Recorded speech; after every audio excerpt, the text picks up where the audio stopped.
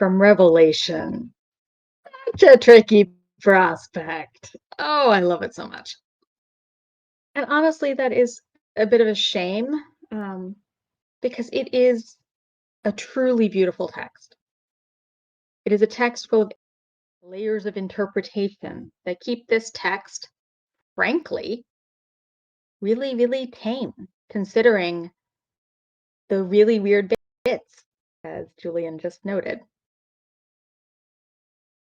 We have a tendency to keep Revelation at a comfortable distance from us, keep it from having any more potent impact in our lives.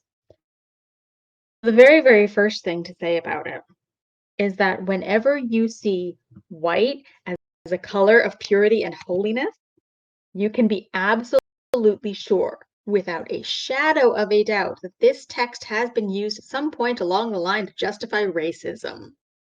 Yay! So it is really, really important to start off by acknowledging both that this text is far older than the concept of white as a skin color, and indeed that no one involved in writing or in reading the original reading of this particular text would be seen from our modern sensibilities as being white. You know what's absolutely absent from the Bible? White people. That's it. Our modern sensibilities cannot fully separate conversations around skin color and race from concepts of black and white, which drew on texts like this one to justify white people doing terrible things to black people. So it takes real intention for us, from our 2023 perspective, to see the white robes of the multitudes not as signs of purity in the ways that we would often understand it, but as symbols of transparency and humility. Think of it like all of us who have ever attempted to eat pasta in a white shirt, which I'm guessing is probably all of us. We all know that white hides nothing at all. And therefore, these are also symbols of intimacy, of what it is to be fully seen and fully known. Nothing can be hidden. Beyond that, of course, these are symbols of economic ease and material comfort, because at the time, white was not an easy color to achieve in fabric. And so to dress a multitude in white was a sign not necessarily of their being better than everyone else. I can wear white. But it was a sign when more people than could be counted were all dressed that way. It was a sign of the abundance of God's providence that would be so vast as to utilize expensive, extravagant fabric as daily wear, as the things that we just wear as a matter of course. So now that we're holding that tension, there remains one piece to undo. And this is important. And those of you who have been listening to me for longer than about 2 weeks will know this, but I'm going to say it again. I'm going to say it every chance I get. This text is not about blood atonement for sin. None of them are. This text is not about sacrifice being necessary. And I will say this for as long as is required, but a God who demands suffering and death of the guides and saints of our faith, a God who would sacrifice God's own child, is not a God worth following. Yeah. Although God remained present throughout the crucifixion in the same way that God remains present through all suffering, God did not create the conditions that required crucifixion. And very, very bluntly, God did not kill Jesus. Empire killed Jesus. Hubris and fear killed Jesus. And that death was not, was never necessary, could absolutely have been avoided by people following the gospel.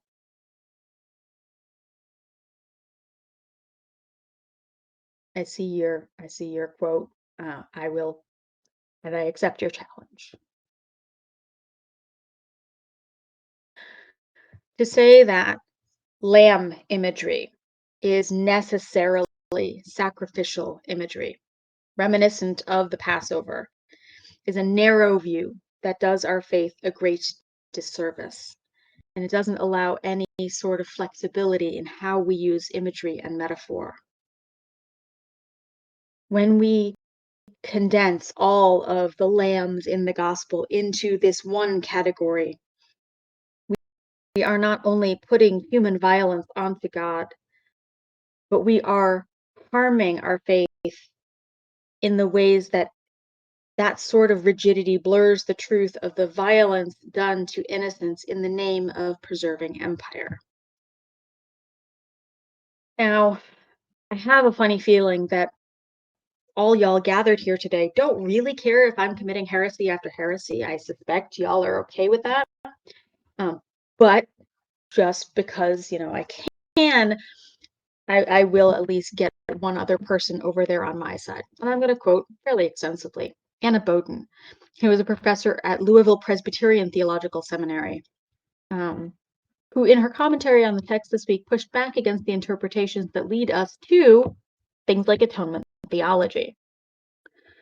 She said, and I quote, "Interpreters often hear in these repeated image of a slaughtered and bloodied lamb a reference to the Passover story and to the blood of the Paschal lamb spread on the doorposts of the Hebrews in Egypt.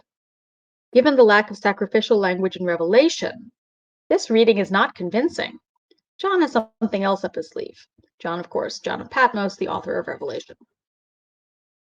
I continue. John's use of the word slaughter, spazo in Greek, because you wanted to know that, didn't you, better illustrates its meaning in Revelation. Aside from the references to the lamb, the verb appears 4 more times. In each occurrence, it points to the violence of Rome. For example, slaughter outside of its description of the lamb occurs in the opening of the 2nd and 5th seals. The 1st and 2nd seal recall the violence of Rome's military conquest. The 3rd and 4th seals emphasize the economic injustices of Roman rule and the death that accompanies food shortages and famine as a result of war. The 5th seal images victims of imperial violence under an altar pleading for God to intervene and end their suffering. The final 2 seals announce Rome's impending judgment. Rome will be held accountable. Taken together, the opening of the 7 seals evokes Rome's modus operandi. Rome slaughtered.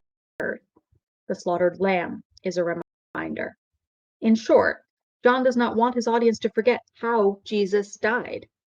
Jesus died a violent death at the hands of Rome. Post-resurrection, the lamb's wounds are still visible.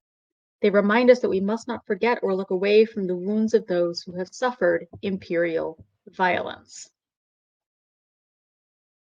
Cool.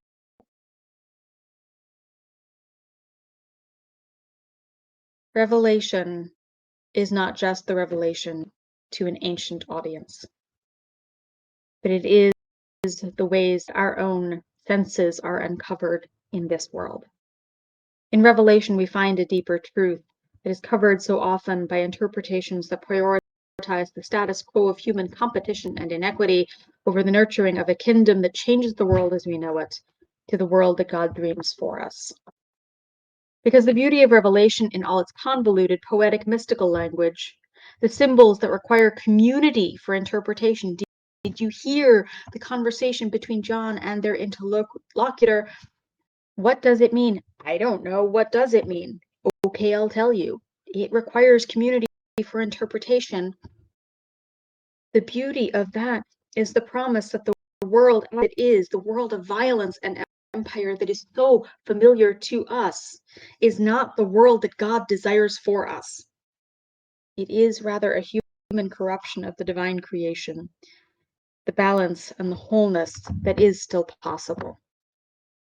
If we are able to perceive all that lies behind the facade, put up by a world that will not choose justice or mercy or grace on its own. Revelation reminds us that when we do not fear to bear witness to the woundedness of the innocent, when we do not fear but stand before our God in honesty, transparency, hiding nothing, not our queerness, not our diverse ways of perceiving and interacting with the world, when we stand before God as ourselves, trusting in our belovedness, our holiness, our sacredness, no matter what the world says to us about what is normal or what is acceptable or what is of God, then the kingdom, the life to which we are called, grows, and it breaks open in the midst of our very reality. We shroud stories like this one, visions of liberation and justice, in neat, simple interpretations, not only because it keeps us from having to look too hard at the violence to Jesus and to the early church, but also because it keeps us from having to consider the ways in which we continue as a culture to crucify the innocent even within ourselves, for the sake of maintaining an unjust but familiar world, and the illusion that we might become powerful within it if we can just pass. If we can just convince the world that we're just like them, really we are. The illusion that the powerful might ever be the vehicle of our liberation, rather than the instigators of self-interested violence before God, and sees the saints, those who stand with courage and integrity before the living God. John sees those who have looked past the facade of empire, whether it is Rome or colonialism or capitalism or rigid concepts of normativity and the pressure to pounce, sees through the cultures that lay the blame for violence squarely on the victims of it, or on the God who serves as a scapegoat for human fear. Who are the saints of our lives, if not those who have seen us and loved us for who we are, those who have borne witness to our woundedness and believed us and cared for us and showed us that another way is possible, that we, whom the world mocks and despises, are valuable and holy, not despite of, but because of our differences? Who are the saints whom we honor, if not those who have seen the world as it is, who have borne the woundedness of the many whom the culture would mock and discard within their very bodies, who have loved to the point of creating a new way, a fissure in the pervasiveness of violence and marginalization and fear? Who are the saints, if not those who teach us that salvation does not come from this world and its hollow promises of power and status, but from the God who gathers into one body, who accompanies us through violence to the point of bleeding with us, weeping with us, who promises us new life and abiding love and extravagant grace? Those whom John sees are those who have been through the tribulation, the ordeal that is not just active persecution, but microaggressions and passive-aggressive marginalization, divisive cultural norms, victim blaming, the privilege allocated to the few to refuse the reality of an unjust culture that regularly wounds and crucifies the innocent. Those whom John sees are those who have witnessed and survived the violence of empire, who have found salvation in the new life offered, the salvation that is liberation and freedom from the fear and violence that this world exacts in order to maintain the ways of empire. These are the saints. Christian or no, that is not the point here. These are the saints who teach us that blessing is found in God and not in empire. Or as many of them would put it, that blessing is found in the love that sees us and our sacredness just as we are, rather than in the world that pits us against one another and breaks that our faith promises. There are those who can sing praises in the pale garments of honesty and transparency, while simultaneously rejecting the violence that the concept of whiteness has enacted against so many of God's saints. They are those who can testify to a God who does not abandon us, even in the midst of suffering and even unto death, while still refusing the idolatry of a scapegoated God who justifies and embodies the violence that stems from human fear. Those whom John sees, these saints of creation from generation to generation, hold before us the truths of our God, whom empire has long tried to tame. The truth that we will always locate God with those who are being used and put down so that the powerful might remain comfortable, with those whose experiences are dismissed so that the privileged do not have to see injustice.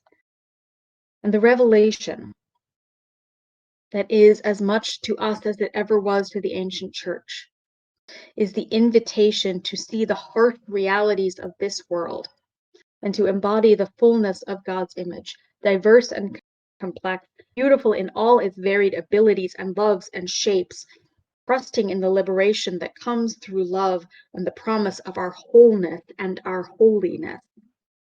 It is the invitation to seek salvation, to seek liberation that comes from our God, from the one who is abundance of mercy and love without measure. It is to create a world in which we may stand unafraid, secure in our worth, in our belovedness, in our sacredness, even as the world cries out for crucifixion. Because the kingdom of our God is not one that is predicated upon violence. It is one that rejects the harmful theologies that serve only the powers of empire. Because the kingdom of our God is here. The kingdom of our God is us. If we dare to take our place among the saints, if we dare to seek the liberation of the one body from all that breaks us apart, if we dare to see with clear eyes and open hearts a new life that springs forth, even here and even now. Thanks be to God. Amen.